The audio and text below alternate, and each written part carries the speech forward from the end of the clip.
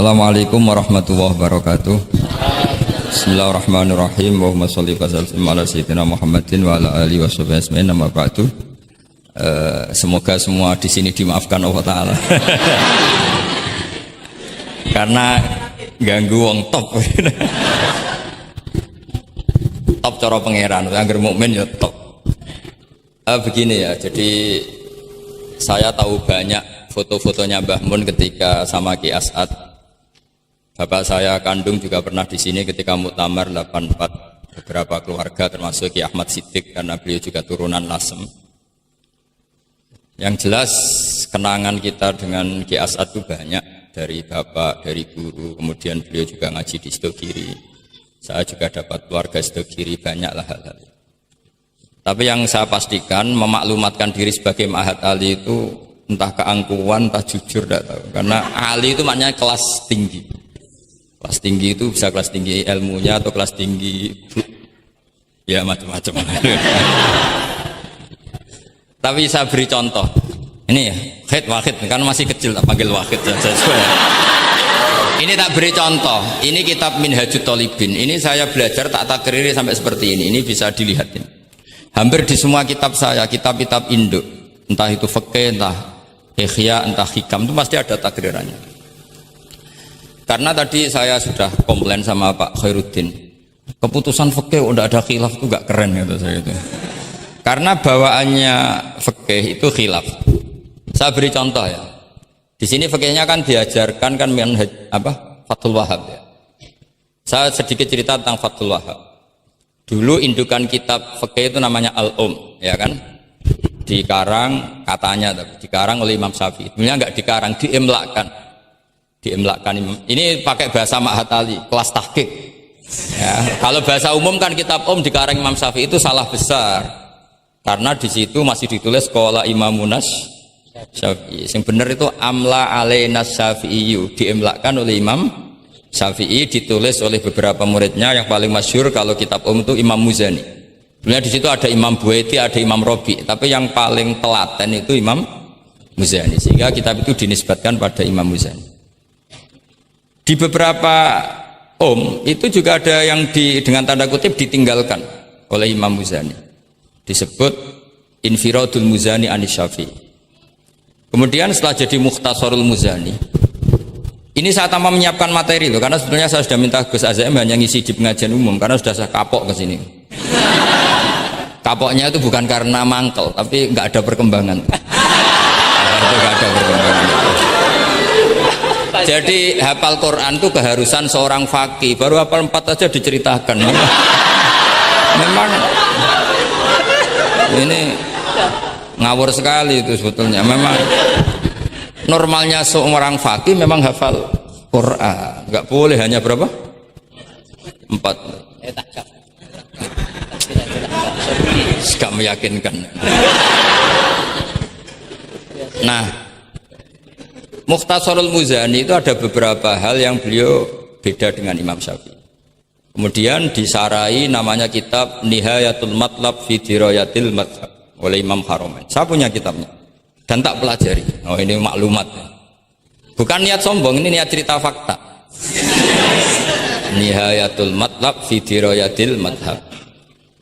Kemudian Imam Haramain punya murid alim alamah yang saat itu belum suka tasawuf. Namanya Imam Ghazali. Beliau akhirnya menulis Al-Basid, berhubung Ma'had Ali sinau basid gak pati iso mergo kegeden digenti Al-Wasid. Al-Wasid ya ora pati disinau ini digenti apa? Al-Wajiz. Alhamdulillah kayaknya Pak Khairuddin juga gak punya. Punya kitab Wajiz. Wahid punya? Wahid Wajiz? Berapa halaman itu? Kitab Wajiz itu. Berapa halaman? Tebelnya aja kira-kira seberapa tebelnya? Ya tebelnya seberapa? Kalau nggak tahu isinya paling nggak tahu tebelnya. Harganya masih ingat ya? Kalau nggak tahu isinya tahu harganya ya? Cetakannya DKI apa? Ya, ingat dia, kalau uang ingat dia. Jadi bawaannya orang nggak bakat soleh itu kalau uang itu ingat. Terus setelah itu diringkas lagi sekaligus ada kritik tertentu, komplain tertentu disebut al-muharrar. Jadi memang syaratnya fikih itu harus ada yang komplain karena nggak bisa final. Disebut apa? Al-muharrar. Al-muharrar itu ya sudah dinamain al-muharrar yang sudah diteliti oleh Imam Rafi'i. Ada yang komplain lagi ya setengah sarah tapi setengah komplain. Namanya Minhajut Thalibin. Minhajut Thalibin dikomplain lagi di era Syekh Zakaria Al-Ansari. Dari masdar dengan jamak mudzakkar salim diganti manhajut tullab. Ya maknanya sama, minhaj sama manhaj maknanya sama, thalibin jamak mudzakkar salim, tullab jamak taksir. Jadi asli ini yo cara Jawa mau akal-akalan tok, minhajut thalibin jadi manhajut tullab. Kemudian manhajut tullab itu dikarang sangat ringkas. Sehingga yang baca itu tidak paham. Mu'alifnya akhirnya dengar-dengar kalau anak-anak matahari itu tidak paham. Akhirnya terus manhajut tullab disarai sendiri oleh Syekh Zakaria Al-Ansari. Jadi Fathul Wahhab. Loh alhamdulillah ya masih banyak yang nggak paham. Padahal sudah sarah. Artinya sarah kan gampang. Ya tidak paham itu bagus kan kita ngaku tidak paham tawadhu. Daripada ngaku paham nggak paham mendingan ngaku nggak paham kan. Kemungkinannya dua kalau ngaku nggak paham. Mungkin tawadhu, mungkin betul adanya. Yang kedua lebih Nah saya cerita sedikit tentang kenapa fikih itu harus ada dan selalu ada khilaf. Karena itu masalah furu'iyah apa? Saya beri contoh, ini kitab Minhajut Thalibin dan saya punya catatannya banyak. Oh sampai gini, sampai sarah-sarahnya punya saya. Terus catatannya ya banyak. Saya bangun tidur saja bisa, saking seringnya belajar. Dan saya alhamdulillah tidak punya masalah ingatan, jadi kadang banyak guru punya masalah apa? Ingatan. Tapi tidak perlu dianggap harus kemana gitu, ke rumah sakit apa, tidak perlu, nggak ingat gitu. Misalnya sampai tak kasih tahu, siapa paling pintar jagomu tak bedaan. Yang namanya sujud misalnya, sujud itu apa coba? Secara lughat, wat'ul jabha alal ardi. Sehingga Imam Rafi'i berpikir sujud itu asal ada wat'ul jabha alal ardi ya sah adanya.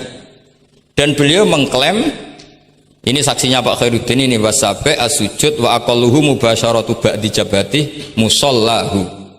Ya. Beliau hanya mengatakan wala yajibu wat'u yadaihi wa rukbataihi wa qadamaihi fil azhar. Wala yajibu. Ini kalau enggak percaya, paham baca? Masih tarakum bisa ya? Coba baca. Wala yajibu coba wat'u yadaihi pakai nada Indonesia jangan nada negara sebelah coba. Wala yajibu wa rukbataihi wa qadamaihi fil azhar. Jadi menurut Imam Rafi'i ketika sujud itu tidak harus watul yad, tidak ada watul rukbah, tidak ada watul. Nah, karena secara lughat yang namanya sujud itu ya seperti itu, watul jabha. Dan sujud itu sudah dikampanyakan sedemikian rupa bentuk apa ketertundukan tertinggi yaitu dengan watul jabha. Artinya posisi kepala di bawah pantat. Tapi terus Minhajut Thalibin, padahal Imam Rafi'i ketika ngarang itu menyebut fil azhar dalam kitab Al-Muharrar. Terus kultu kata Imam Nawawi al-azhar wujubuhu. Ya masyhur kan karena Imam Nawawi berdasar riwayat umirtu an asjuda ala sabati al-zumin al-jabha wal yaden warubbaten wal qadam.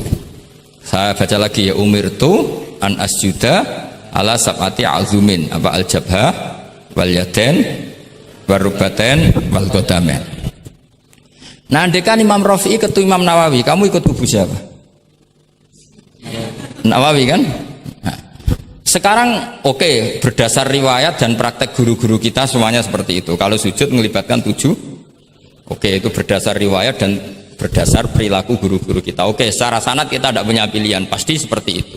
Ikut guru. Tapi kalau pertanyaannya dibalik, saya ulang, pertanyaannya dibalik. Min asbabir riddah itu adalah sujud lisonamin. Kira-kira kalau ada orang sujud hanya wat'ul jabah lisonamin sudah murtad apa belum? Murtad kan?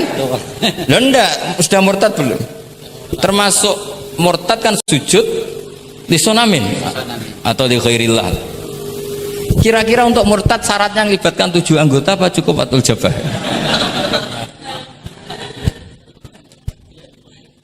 untuk sah menjadi murtad. Nggak, misalnya kamu, jangan kamu lah, kamu potongan tidak mungkin murtad, insya Allah lah.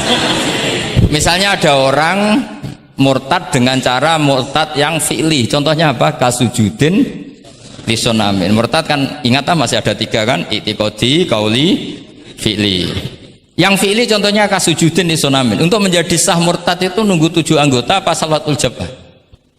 Enggak jawab, jangan ngawur saja kak, biasanya aja, udah enggak usah. Kan biasanya ngawur terus enggak apa-apa, masih anak-anak aja. Hati-hati aja tetap ngawur apalagi. Enggak, menurut kamu sudah murtad belum? Ya kan murtad kan? Artinya kalau itu sah untuk menjadi murtad, harusnya juga sah untuk menjadi sujud, karena sama-sama simbol. Sujud watul jabah fakot ya simbol takzim ke Allah setinggi-tingginya. Kenapa menjadi murtad? Karena ini simbol hormat kepada sonam setinggi. Sehingga Imam Rafi'i berpendapat sujud itu tidak harus melibatkan anggota 7. Ya kira-kira gitu loh. Makanya tadi saya juga matur Mas Hasan, piye gurumu mbok kanyamu lah, guru keduren. Maca fikih ora ana khilaf iku fikih apa? Fikih ben seru itu harus ada khilaf.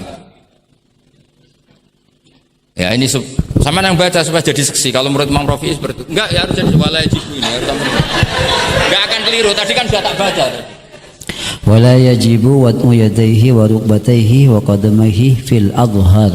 Imam Rafi'i di Muharrar terus Qultu al-adhar wujubuhu. Ya kan sama-sama bilang al-adhar. Imam Rafi'i bilang enggak wajib ya al-adhar.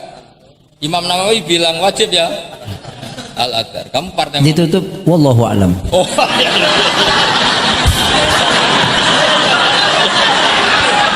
Enggak ada Gus. Ada walam. Enggak, wallahu alam. Aduh, ini nggak ada penggantinya.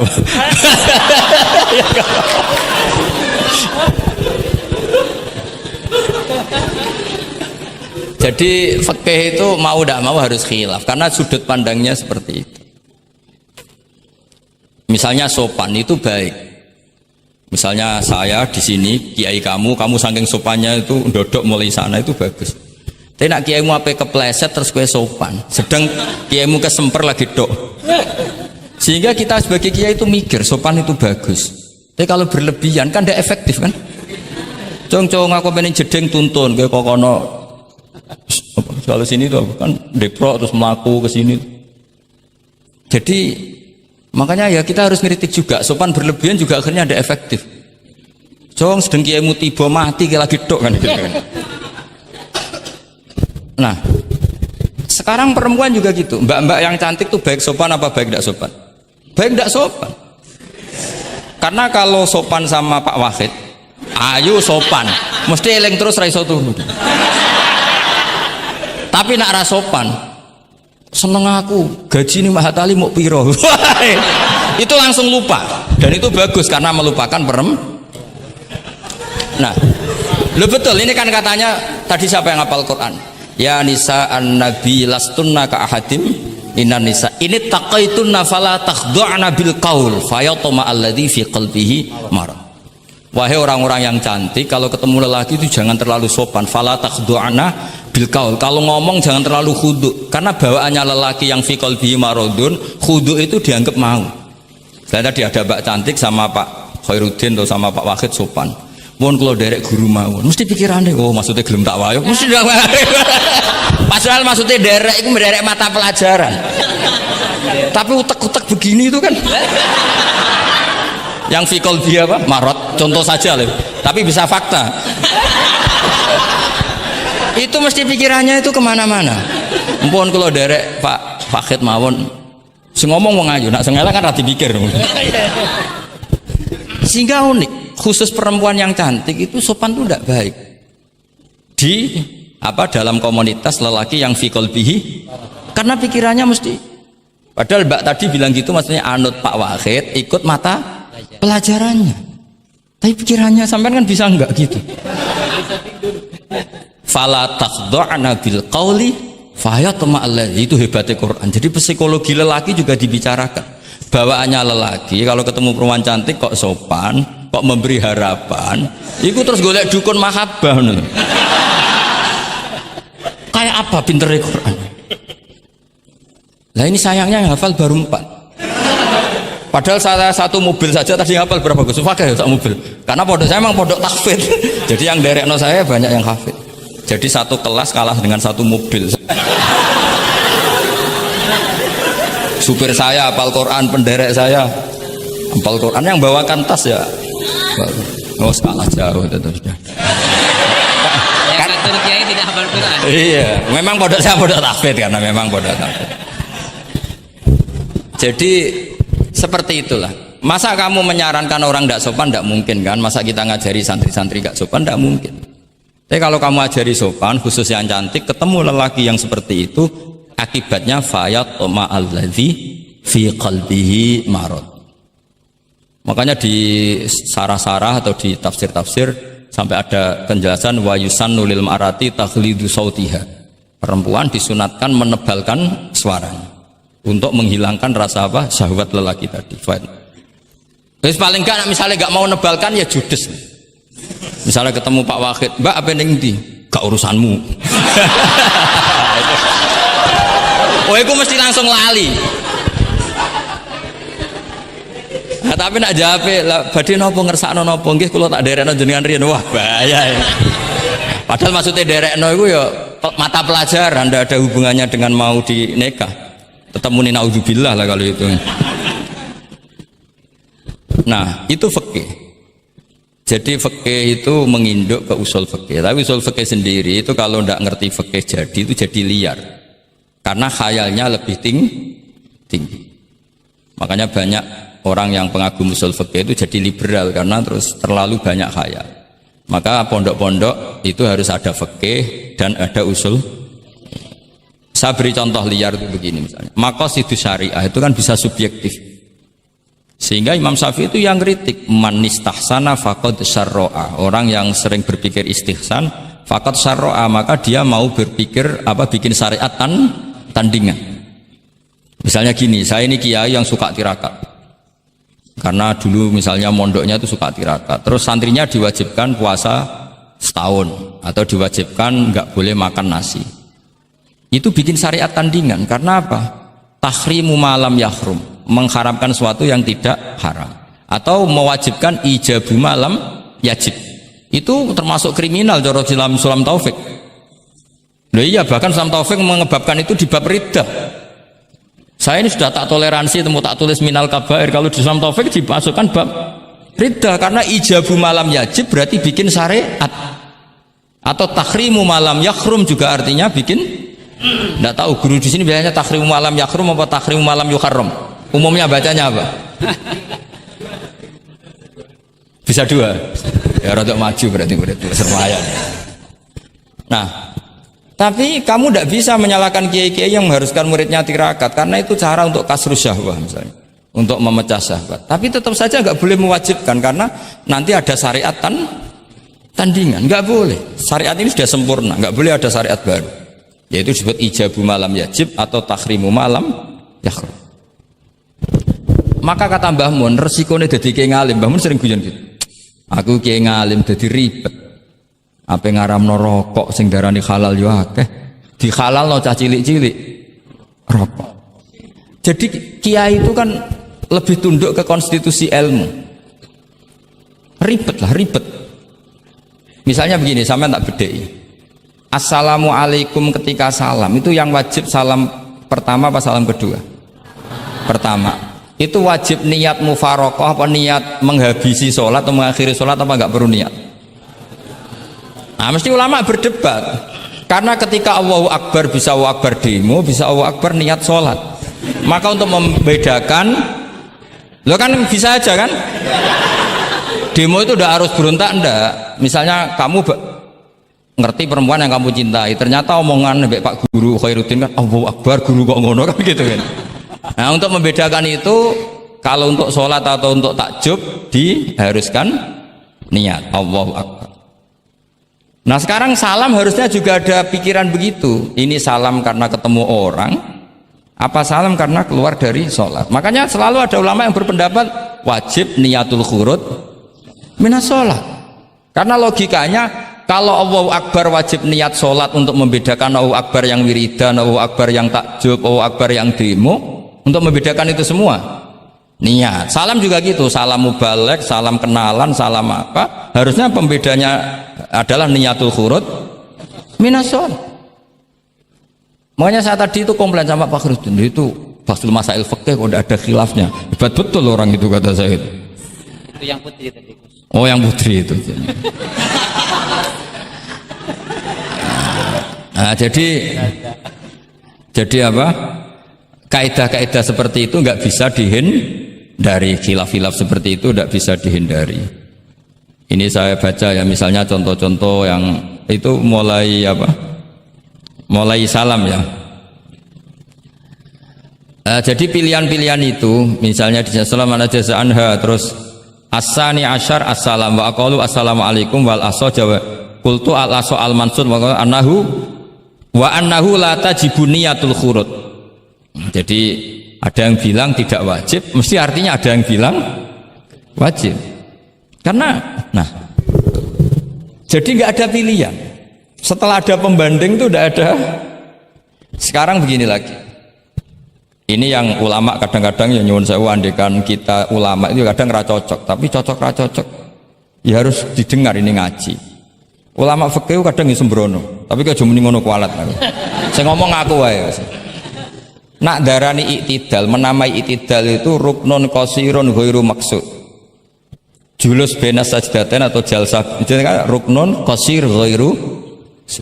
Itu banyak ahli hadis yang komplain, ini ngawur betul fuqaha itu. Wong rukun kok ghairu maksud.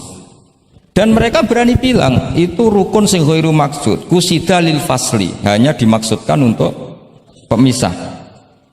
Itu kan yo mangkelno, wong rukun kok ghairu. Ternyata ulama itu punya niat begini. Setelah dikatakan ruknun qasir, maka jangan ada pesaing. Yaitu ukurannya apa? Julus jalsah benas sajdatain nggak boleh lebih lama ketimbang tasahud akhir. Tasahud awal sunat bu, jangan ngaji ora khatam. Tasahud akhir apa awal? Akhir, berarti sabtu lisan pinter lah, pinter. Iktidal juga ruknun qasirun, maka nggak boleh lamanya menandingi qiyam lil Fatihah. Ya sudah jelas ya. Yang jalsah benas sajdatain nggak boleh menyaingi tasahud akhir, yang iktidal nggak boleh menyaingi qiyam lil Fatihah. Ternyata ulama itu ya mikir, disaingi ku ya ora enak. Ngene kaya kula saingi Khairuddin ya ora gelem. Ora krana sombong, disaingi itu ndak enak. Kecuali level ya. Kecuali level. Level ya hafal Quran ya 30 juz. Itu Jibril bisa demo ke kamu. Memangnya saya hanya nurunkan ayatul ahkam. Enak saja milik. Memangnya selain ayatul ahkam nggak menarik? Itu kalian semua pasti berhadapan dengan Jibril. Coba Jibril nurunkan semuanya apa hanya ayatul ahkam? Kalau saya ketemu kan aman.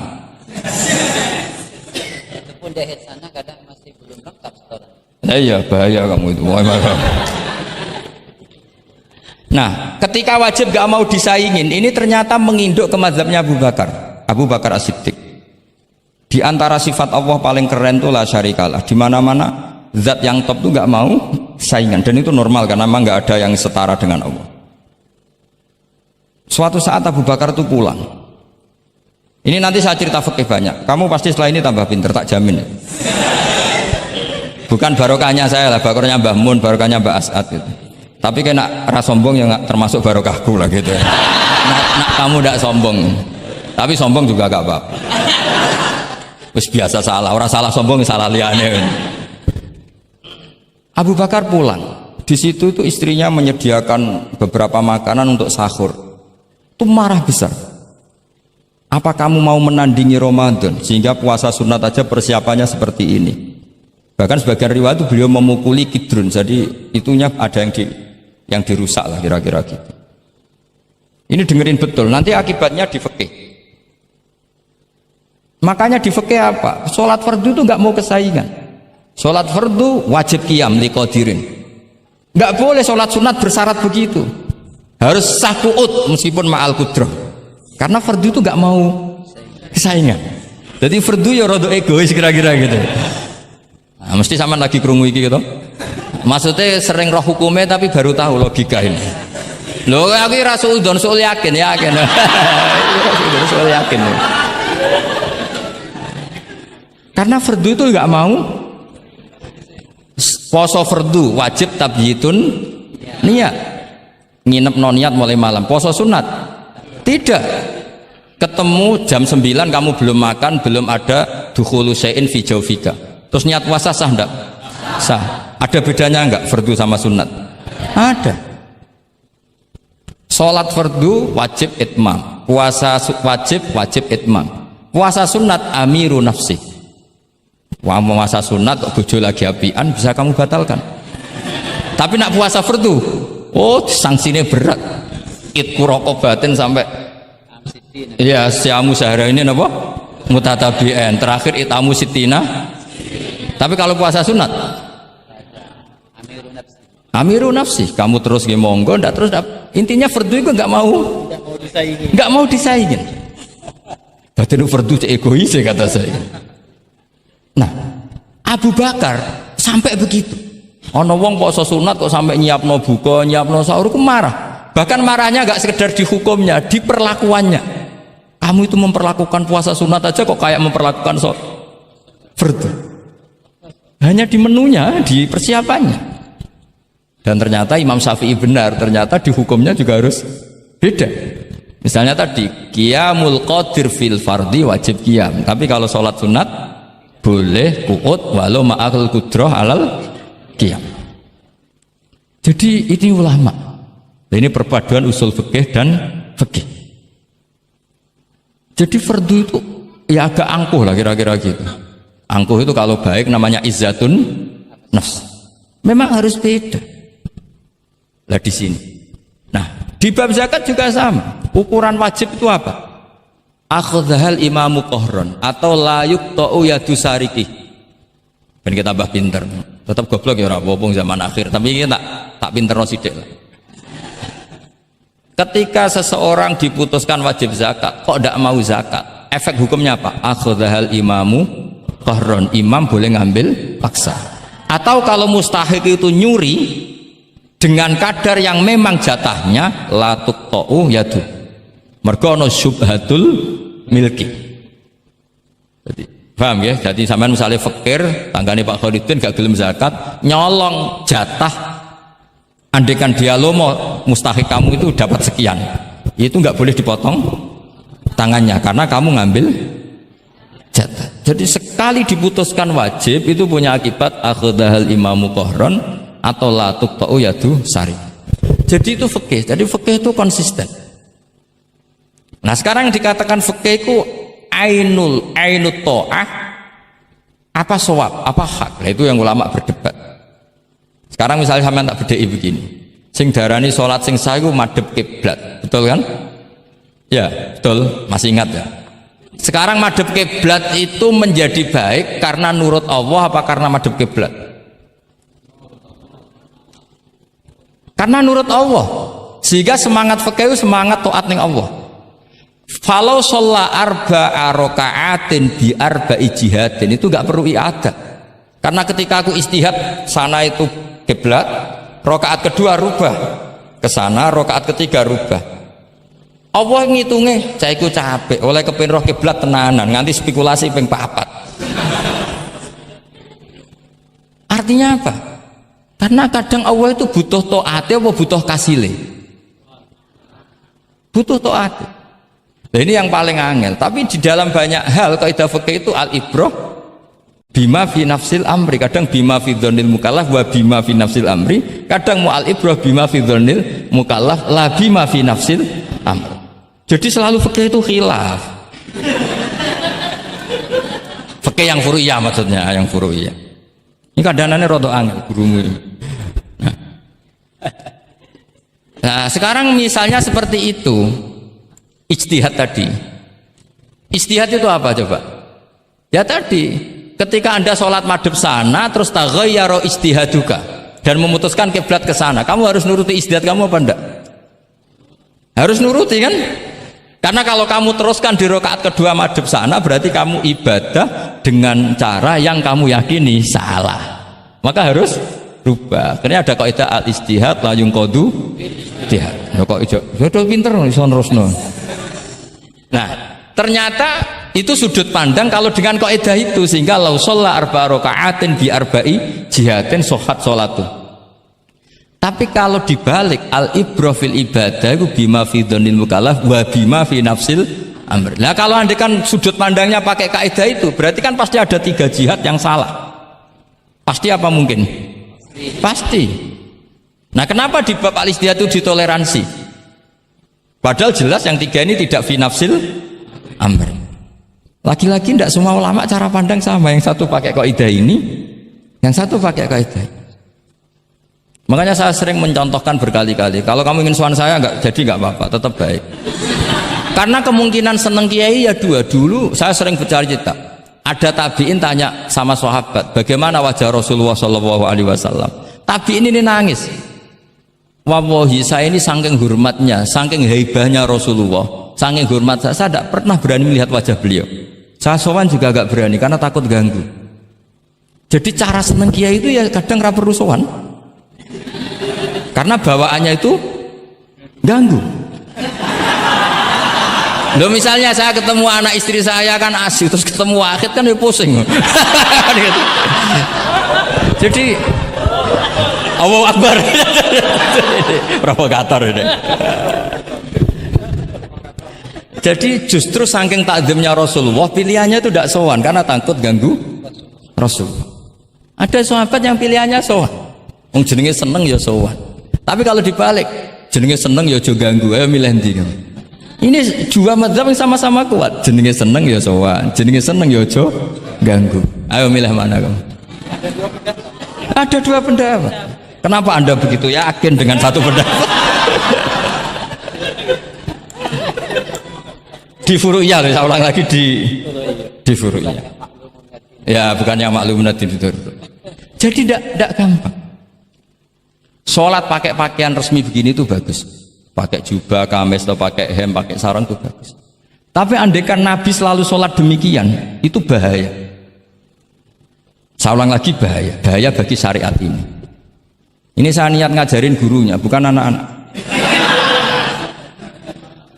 Suatu saat Jabir bin Abdillah, kalau kamu baca lihat di bab sholat di Bukhari atau di Kitabul Ilmi, ilmu fi sholat maksudnya. Itu Jabir bin Abdillah itu pernah datang ke masjid pakai gamis, pakai baju resmi, imamahnya dicopok, kamisnya dicopok, semua dicopot, terus sholat hanya pakai sarung tok, izarin wahid, terus akidan torofaihi ala atikihi. Ini kayak orang kuno, sarung satu di talen, akidan torofaihi ala atiki, terus sholat dia. Geger sahabat tabiin, kan ini era tabiin, geger tabiin. Unzur ila sahibi Rasulullah, lihat tuh sahabatnya Nabi. Sholat kok model kayak gitu. Ketika Pak Khairuddin sudah sholat dengan segala penampilan, jubahan, terus pakai imamah, dehem dari belakang, orang minggir semua, sudah top lah pokoknya, sudah top pokoknya. Ini sahabatnya Nabi. Terus ketika sahabat mulai dan nyun sewu, beliau ngendikannya agak kasar. Saya melakukan ini, saya mencek nanti di Bukhari. Kalau ada Bukhari juz 1 ambilkan, nanti bacakan. Apa cukup nanti tanya gurunya? Tanya saja nanti ya. Kalau 5 menit menemukan berarti dia sudah paham. Kalau ngasih waktu 1 hari masih cari-cari berarti. Ukurannya gampang. Kalau saya setengah menit langsung ketemu. Nanti ya cukup gurunya ya, nanti kasihkan. Kalau bilang besok berarti belum tahu.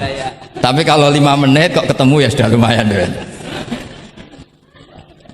Kata Jabir bin Abdillah, saya melakukan ini liyaroni al-ahmak misluk.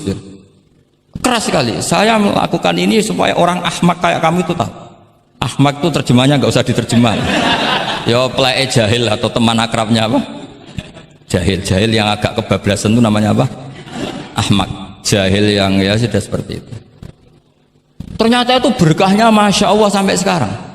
Beliau terus ngendikan, ra'aitu Rasulullah sallallahu alaihi wasallam yusolli hakadza akidan tarafai izari ala atiki. Andai kan itu nggak pernah dilakukan seorang sahabat yang bersaksi Rasulullah pernah melakukan itu, maka kita akan menganggap sholat jubahan resmi seperti itu menjadi syarat sah. Pakai hem seperti ini resmi menjadi syarat sah. Barokahnya itu diketahui, oh yang paling pokok itu satrul aurah, yaitu mabena surah warubah. Jadi tidak konsisten itu kadang penting untuk menjaga varian hukum. Loh, Nabi itu nggak pernah terawih. Andai kan Nabi terawih terus, maka akan dikira terawih itu wajib. Nah barokahnya nggak pernah terawih, itu kamu bisa nggak terawih kan gitu. Maksudnya ya boleh nggak terawih kan. Ya, kalau nanti pengurus mewajibkan, carikan takbir sulam taufik ijabu malam. Bisa masalah besar itu. Nggak, ini cerita ilmu, nggak cerita perilaku, nggak. Ini cerita ilmu, nggak cerita apa? Perilaku. Jelas kan? Jadi kadang seperti itu penting. Contoh lagi, dan ini sering saya utarakan.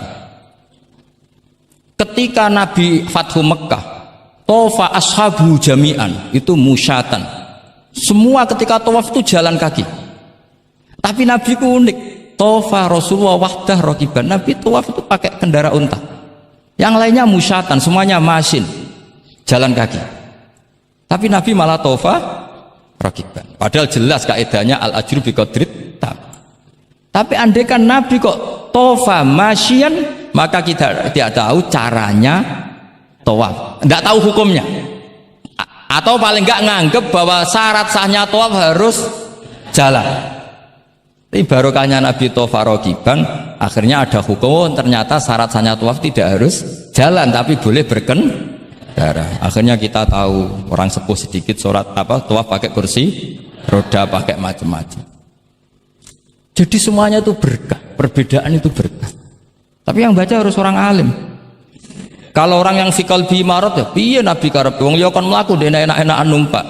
Ya ribet nek kena wong sing fikal bi marodun fazatahum wa marad. Jadi ribet ini ustadz satu ini ribet. Termasuk subuh kesiangan. Ya subuh kesiangan ini contohnya kok kayak perilakunya. Ini Kiai Hasan contohnya kayak perilakunya. Sholat itu ada waktunya. Sekali waktunya habis, normalnya sudah tidak wajib, ya enggak? Kamu mau sekolah, selesainya jam 12, kamu bangun setengah 1, harus sekolah apa tidak usah? Karena momen sekali kelewat kan nggak bisa diulang kan? Normalnya sholat qadha itu tidak wajib, normalnya, karena momen waktunya sudah habis. Dan qadha normalnya juga nyuwun sewu haram, normalnya. Tapi berhubung Pak sering qadha terus bilang nggak haram kan? Karena yang qadha bukan hanya santrinya tapi apa? Gurunya.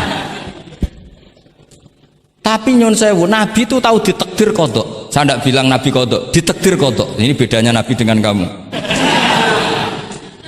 Nabi pernah ditakdir qadha. Dan nyatanya Nabi tetap sholat. Akhirnya jadi syariat qadha itu tetap. Andai kan Nabi tidak pernah qadha, maka orang cara berpikir waktunya kan sudah habis, pasti malaikat bagian nyatet sudah nggak ada. Lah apa sholat wong sing nyatet wis tutup buku kan? Karena logika waktu itu kalau momennya kelewat ya sudah normalnya.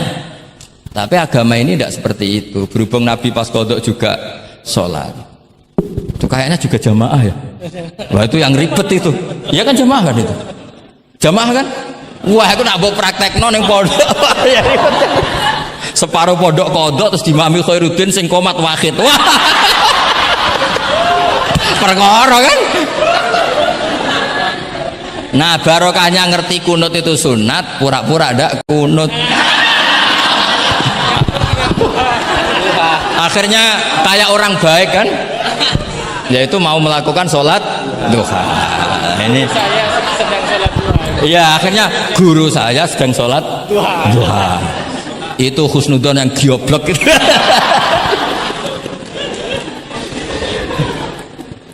Jadi lah itulah yang jadi analisis usul fikih. Jadi semuanya itu ada analisisnya.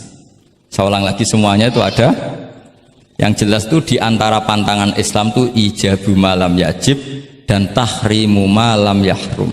Karena manis tahsana faqad syarra'a. Dan Allah itu nggak suka ada syariat tandingan, itu nggak suka. Karena bahaya kalau semua orang istihsan, bahaya. Saya pernah ini cerita nyata. Ada pengurus yayasan yatim piatu yang sehat, saya ulang lagi yang sehat. Sehat yayasannya, sehat apa keuangannya, sehat perilakunya. Datang ke saya minta doa, minta nasihat.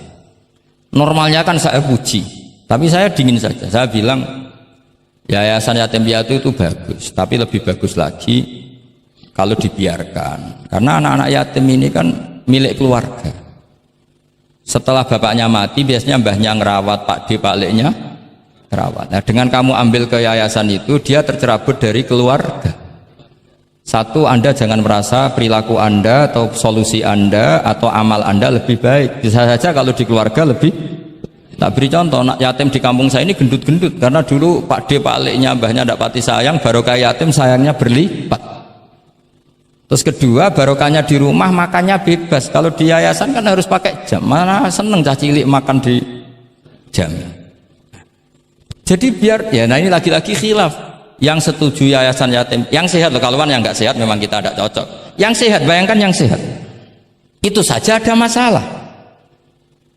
Karena tadi anak ini kan bagus, makanya Mbah Mun pernah dawuh. Ya yayasan yatim piatu itu ya apik, tapi gak oleh bocah tercerabut sangka keluarga. Nah ini kalau kita mentasrek terus semua anak diambil terus gak tahu Pak D-nya siapa, mbahnya. Meskipun ditulis, tapi kan nggak semudah itu. Ingat kalau hanya sekedar di catatan dokumen kan. Tapi kalau dibiarkan di keluarga, ngundang Pak D, Pak Le, Mbah dan sebagainya. Jadi nggak bisa misalnya kamu bahas masalah gimana hukumnya mendirikan yayasan yatim piatu. Terus kamu bilang sunat mutlak, nggak bisa. Karena di sini ada unsur tadi. Kak sampean mondok ini sunat apa enggak, Pak mondok? Ya bisa wajib, bisa sunat, bisa haram. Karena yang haram misalnya gini, kamu di kampung kamu itu andalan, tidak ada orang baik kayak kamu, tidak ada yang bisa ngaji kecuali kamu. Enak-enakan mulang neng pondok, mergo keren timbang mulang neng kampung, mau wong telu. Makanya Mbah Mun kalau guyon sama saya masih ingat betul lagi. Jadi kiai yo latihan, aku tahu keliru kata Mbah. Tak pikir keliru apa? Anak perainan ditanya Mbah Mun, "Cung perainan kok neng pondok?" Mbah Mun sempat kusnudon kayak cah sregep, wong perainan kok ndak pulang ya. Ternyata lu perainan kok neng pondok Cung, kok sregep temen. Mboten Mbah, nate ngomah kan ngarit. Ternyata. Jadi husnudzon itu kadang gitu. Semenjak itu Mbah Mun kalau ada perainan Cung mulai Cung ben kenal wong tuamu. Jadi malah dibalik. Iya kan kalau kelamaan ke pondok kan nggak roh asal usul orang tua sehingga tidak punya empati, tidak punya kasihan kan. Orang tuanya berjibaku ngarit apalah kerja apa. Nah ya artinya terus kamu tidak bisa semua santri yang perenan tidak pulang berarti santri baik. Sebetulnya tidak mesti juga. Santri takut ngarit kan gitu. Ini namanya sudut pandang gitu. Jadi masalah-masalah furu'iyah itu tidak bisa tidak seperti itu. Nah, sehingga kita tahu di kitab Mahali atau di kitab beberapa kitab fikih mesti kaul awal, kaul sani, kaul salis dan sebagainya. Karena ini masalah sudut pandang. Wali nikah misalnya, wali nikah itu kalau fasik sah apa enggak? Wali mujbir. Ada ulama yang mengatakan kalau wali mujbir fasik tetap sah jadi wali. Likamali syafaqatih, karena seorang wali ini pasti sangat sayang, meskipun fasik dia orientasi tentang anaknya tetap bagus. Ada yang bilang enggak, kalau fasik harus dicabut hak walinya. Di mana-mana orang fasik sudah error. Jangan-jangan karena dia pemabuk atau karena dia tukang judi, pikirannya dapat menantu yang kaya meskipun tukang judi. Bahaya ini kalau diberi hak wilayah atau hak wali. Makanya ulama mengatakan sekali fasik dicabut. Nah ya yang satu memandang umumnya orang tua meskipun fasik tetap likamalis. Tapi kata siapa di sosial itu mesti semua orang begitu apa tidak mesti? Tidak mesti. Makanya kalau saya ini mengatakan cabut saja. Li'annahu la yu'manu ayadu'aha inda fasikin misli. Karena siapa yang bisa menjamin kalau dia tidak mengawinkan putrinya dengan orang fasik yang sejenis? Orang fasik pasti komunitasnya juga fasik, dan dia nganggap orang fasik itu tidak problem, wong dia sendiri fasik. Wes do untuk iki capek, jebule capek sing tau ngutangi ning nggon judi. Karena dia punya ukuran apik versinya dia. Lagi-lagi fikih kok mujma' alaih mau piye yo. Yang furu'iyah maksud saya, yang furu'iyah. Iki pinter toh cukup ya. Sudah 45 menit. Mohon ngoten mawon. Assalamualaikum warahmatullahi wabarakatuh. Satu mungkin. Ya, mungkin satu ya, putra dan satu aja ya, putra dan putri. Ya. Enggak, satu saja Gus. Oke, bismillahirrahmanirrahim. Terima kasih. Mungkin yang tadi perlu saya berikan catatan. Oh ya, catatan ya, ben kita pinter ya. Ya. Saya ingin beri catatan bahwa kita tadi sudah dapat kalau fikih itu karakternya adalah khilaf. Jadi ya yang furu'iyah lah, yang furu'iyah. Oke. Yang furu'iyah karakternya khilaf sehingga kita harus terbiasa berbeda. Dan soal tadi kesantunan, kesopanan itu orang ekspresinya berbeda. Kadang kita salah ketika kita mengkritik, kadang ketika kita berbeda pendapat kita lalu dianggap tidak santun. Padahal ulama-ulama kita soal urusan furu'iyah itu hal yang biasa. Termasuk bahkan mungkin yang tadi sering dikali dikutip oleh Gus Baha, manistahsana faqad syarra'a, bahwa itu adalah kecaman dari Imam Syafi'i. Mungkin Gus Baha perlu saya tidak tahu ya. Ini tag ini sudah sampai atau tidak kepada beliau. Ya, saya bacakan tagnya. Saya harus baca. Kalau ingatan tidak sebaik beliau saya. Tapi kalau catatan saya lebih baik mungkin. Fawatihur Rahamut qala Syekhul Akbar inna maqsuda Syafi'i min qawlihi man istahsana faqad syarra'a hada madhul mustahsin wa arada anna man istahsana faqad sara bimanzilati nabiyyin dzi syari'atin wa atba'u syafi'i lam yafhamu kalamahu. Saya tidak ingin mengatakan beliau tidak paham, mungkin tag ini enggak sampai. Ala wajhi hada wallahu a'lam. Jadi bahkan yang kita anggap itu sudah sangat pasti Syafi'i sedang mengecam, ternyata ada juga khilaf. Ternyata maksudnya Syafi'i adalah sedang memuji, madhul mustahsin. Faqad sara bimanzilati nabiyyin di syari'atin wa atba'u Syafi'i lam yafhamu dzalika. Walaupun wallahu a'lam. Ya, tapi poin-poin saya adalah akui bahwa ada perbedaan, gitu kan. Oke, silakan saya beri pertanyaan satu saja. Oke, mungkin Ustadz Khairuddin bisa menentukan siapa? Saya Jaya yang menentukan. Oke, Lutfi, mohon maaf bukan soal berkualitas tapi dia lebih dulu sampai di sini karena dekatnya. Dipersilakan.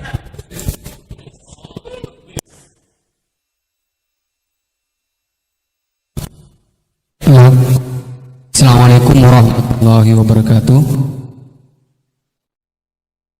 Haji Ahmad Bahauddin Nur Salim atau yang lebih dikenal dengan Gus Baha yang saya takzimi dan semua guru-guru saya yang saya hormati. Kita banyak mendengar tadi bahwa di dalam fikih yaitu furu'iyah itu sudah terbiasa terjadi khilaf di antara kalangan ulama. Ada satu redaksi yang bagi saya cukup ada satu yang menurut saya diantaranya di dalam Bujairami al-Khatib.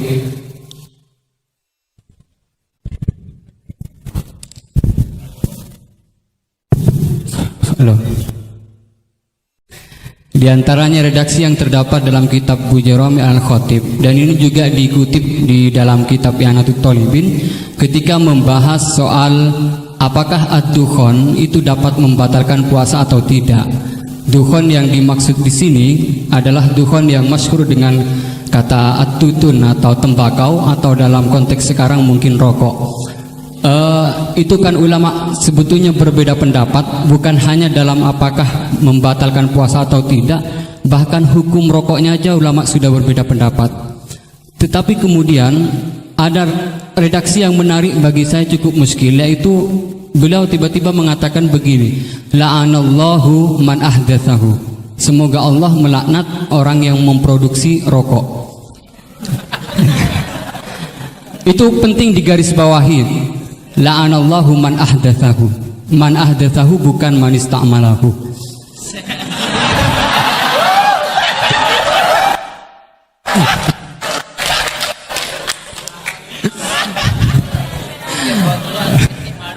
Ini cukup kriminal karena ngomongnya di dalam pesantren yang cukup itu menjadi di negara Indonesia. Kenapa ini ada laknat semacam ini? Karena katanya fa innahu minal bid'il qabihah. Tetapi maksud saya, kenapa ulama ini sampai melaknat padahal hukum rokok itu saja merupakan furu'iyah yang memang sudah sewajarnya terdapat khilaf. Sementara saya sebagai santri NU Tulen itu mengenal memiliki ulama-ulama yang atau kiai-kiai yang luas, yang bukan hanya tidak mau mencaci maki apalagi sampai melaknat, bahkan mengkafirkan pun itu merupakan pantangan. Sehingga pertanyaannya ini unik, setelah saya cek juga ada dalam kitab Kasyifatus Saja yang kita tahu itu pengarangnya orang Indonesia, walaupun mungkin NU belum hadir pada saat itu. Jadi pertanyaan saya untuk redaksi ini, apakah dalam syariat Islam atau fikih utamanya itu memang ada pembenarnya melaknat orang lain atau dalam tanda kutip mendoakan orang lain jelek? Mungkin hanya itu. Terima kasih. Assalamualaikum warahmatullahi wabarakatuh. Ini jam berapa?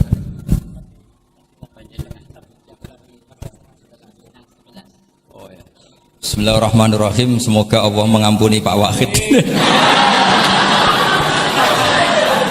Itu takbir itu ngawur sekali. Itu Syekhul Akbar yang dimaksud di situ Ibnul Arabi. Itu termasuk statement sing mimma yuhaddaru bih. Jadi yuhaddaru anhu.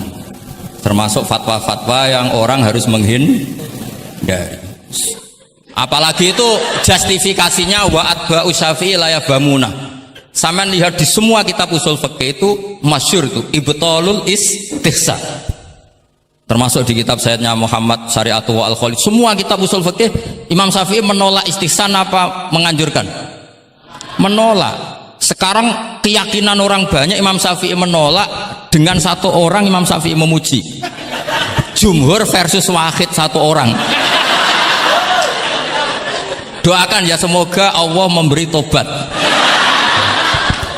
Loh saya tuh tahu betul itu. Jadi itu kan seseorang satu yaitu Ibnul Arabi mengvonis ashabus syafi'i la yafhamuna. Padahal di semua kutubus syafi'i jumhur memang mereka tahu kalau Imam Syafi'i itu menolak istihsan. Jadi itu jelas manis tahsana faqat syara'a itu kalimatu dzamin minhu, bukan kalimatu madkhib. Itu jelas ya. Nah yang menyangkut rokok tadi saya kan sudah mengulang. Kalau rokok dengan arti rokok itu kita ngikuti guru-guru kita tidak pernah mengesahkan orang puasa yang rokok. Jadi ini bukan masalah furu'iyah karena tetap dianggap ain. Jadi ini saya sendiri secara pribadi dan kalian harus setuju karena anut guru-guru kita tidak akan mengesahkan orang puasa merokok. Karena dukhon itu termasuk ain. Selain itu tidak perilaku guru-guru kita. Nah soal khilaf tentang rokoknya sendiri tidak urusan dengan puasa loh ya, saya ulang, tidak urusan dengan puasa. Itu karena memang tadi malam yadullah kan al aslu fil asya al ibahah kan, malam yadullat dalil ala tahrim. Jadi ya taruhannya halal dulu, tapi tidak urusan orang puasa. Saya ulang lagi loh. Karena salah paham ruwet. Nah, kalau masalah laknat tadi, laknat itu ibaratun anil bukhdi. Jadi tidak, laknat itu tidak harus yang orang itu harus kesampaian lah kira-kira. Jadi kalau sampean tanya hukumnya melaknat orang mukmin gimana? Jelas di Sulam Taufik laknul mukmin itu tidak boleh. Tapi manusia itu tidak cukup punya bahasa untuk mengekspresikan kebencian atau tidak suka. Kadang-kadang spontan terlontar kata apa? La'anahu. Jadi itu hal-hal yang bawaan sabkul lisan. Itu kan sama dengan orang Arab bilang la wawah. Karena nggak bisa dihindari. Makanya di bab tolak, dengerin ya bab apa? Ketika seorang suami marah sama istri terus bilang gini, lasti bizaujati, kamu itu tidak istri saya. Itu tidak dimasukkan sharihut tolak, tapi masih dimasukkan kinayatut tolak. Karena maksudnya lelaki ketika sadar tadi, kamu seperti ini tidak seharusnya, seakan-akan perilaku kamu tidak perilaku seorang istri, sehingga itu tidak dimasukkan sharihut tolak, tapi dimasukkan, padahal kalimatnya jelas, kamu tidak istri saya. Tapi itu kan bawaan emosi. Itu kan seperti kiai baru duka, ora santriku nak sing penggaweane kodok. Nah sekali-kali kiai ini takut, terus kalau santri ini tiang lintu, yo ora ngawur ya. Karena ya ora trimo nak santri ini dipek wong liya kan gitu. Pasti juga gak terima kan kalau diakui orang lain. Sama ketika kamu marah sama istri kamu cantik, lasti bizaujati, terus bojomu takut, berarti aku bojone wong liya, ojo ngawur. Kan Yeman juga kan? Eman kan? Jadi makanya di semua hukum itu selalu kalau masalah ungkapan kalimat itu kira-kira yang mirip la yu'akhidukum wa billaghwi fi aimanikum, karena bawaan kalimat spontan itu pasti ada. Makanya dulu ada sahabat yang nyuwun sewu Nabi ngendikan papa gitu, terus agak terganggu itu, padahal Nabi ngendikannya ya spontan, tapi tidak sampai laknatullah. Akhirnya Nabi, "Dah kamu tidak usah susah. Fa'ayul muslimina adaituhu aw sababtuhu aw syatamtuhu wa laysa dzalika ahlan wa laysa ahlan lidzalik fat'al dzalika kafaratau wa zakatau wa ajr." Jadi bawaan spontan itu pasti ada. Ya saya ulang lagi ya, ini yang kembali ke takbir tadi. Itu bahaya betul tuh. Jadi Ibnul Arabi itu termasuk tulisan-tulisannya mimma yuhadzaru anhu. Ya pernah dengar toh? Lah yang dimaksud Syekhul Akbar itu kan Ibnu Arabi kan? Loh, saya sangat tahu. Jadi ukurannya itu jumhur. Semua ulama Syafi'iyah, semua al-usuliyun itu mesti menceritakan apa? Imam Syafi'i tidak percaya atau tidak setuju ada istighsa. Masa orang banyak ini kamu salahkan demi statement orang satu? Idza ikhtalafal jumhur wal fardu quddima jauh. Ya semoga ini tobat, enggak ya enggak apa-apa. Tapi memang bagus lah. Artinya dia mengungkapkan takbir sudah bagus, lumayan lah, cara ukuran itu. Tapi ya musuhnya jangan saya tetap.